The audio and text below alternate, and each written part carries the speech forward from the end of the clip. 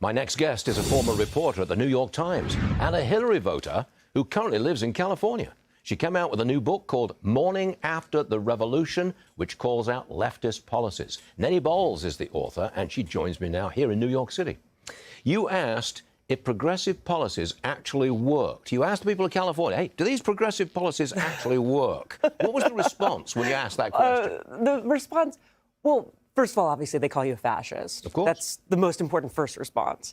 And I try to do a little satire and humor, so that gets you in extra trouble. But Extra trouble. extra trouble. But, How could it be worse? worse than fascist? It gets worse. You get to further steps along in the insult game. But yeah, no, I'm from California. I love California, and it's the most.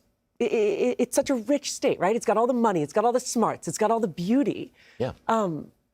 But you're a fool if you don't look around and see. Well, how many progressives do actually look around and answer your question? I think increasingly more. I think increasingly more people are starting to look around and see some of the humor and absurdity of what's happening around us. What's the reaction to you? I mean, the reaction to me coming is after you, surely. You live in California.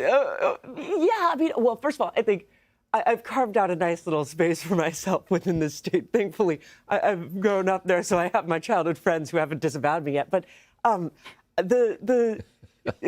You have childhood friends who've not yet disavowed you. It's come to that. Of course, After I'm waiting for it. you're done.